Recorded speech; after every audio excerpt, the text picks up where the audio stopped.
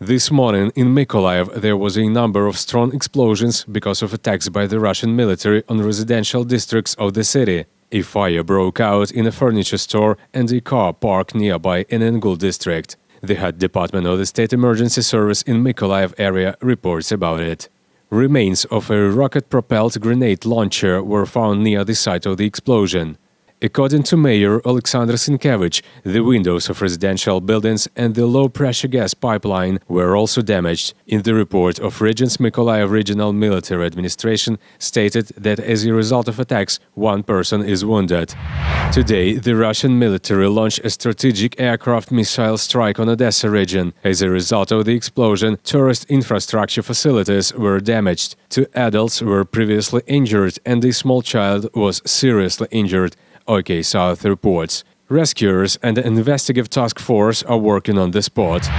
The current day, the Russian army fired on a hospital in Sievierodonetsk. The head of Luhansk Regional Military Administration said that the enemy was aiming and fired at the institution for more than an hour. A fire broke out and was extinguished. 9 people were injured. Despite the shelling, the hospital continues to operate, but doctors will now be able to receive no more than 100 patients. According to the Verkhovna Rada Commissioner for Human Rights Lyudmila Denisova, during the war, the Russian military destroyed 616 medical facilities in Ukraine, 101 of which cannot be rebuilt. 375 pharmacies were also damaged.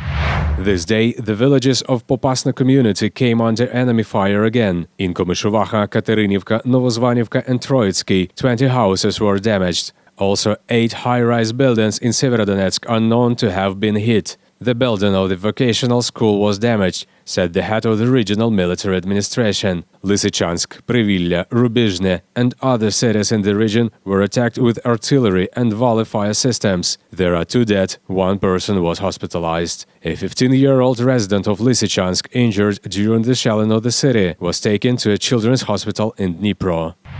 The national police said that during the day, the Russian army fired on 10 settlements in the Donetsk region. Bombs, missiles and jet systems destroyed 36 civilian sites, including homes, a mosque, a factory and critical infrastructure facility. 6 people were killed and 12 were injured.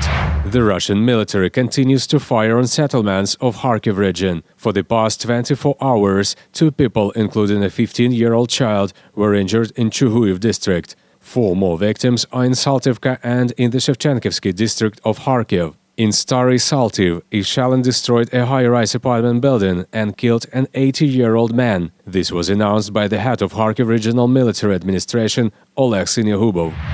80-year-old Alisa Roman has been doing pottery for 2 years. During this time, she has created more than 30 different products, including tableware and sculptures. She decided to sell her products in order to donate money to the armed forces of Ukraine. Since the beginning of the war, Alisa has collected 3,500 hryvnias. The girl's father, Viktor Roman, tells. The idea for this was before the war. There were some products made by Alisa and she wanted to buy one thing for her tablet. Accordingly, when it all started, the war began, the idea was transformed into what it is at the moment, which is to help the armed forces. The idea was a family one, so to speak, the main initiator was Alisa. We were all thinking about where to put our sculptures, and we came up with the idea to sell the sculptures and thus to raise money for the armed forces. We have already sold all the pottery, only the sculptures remain.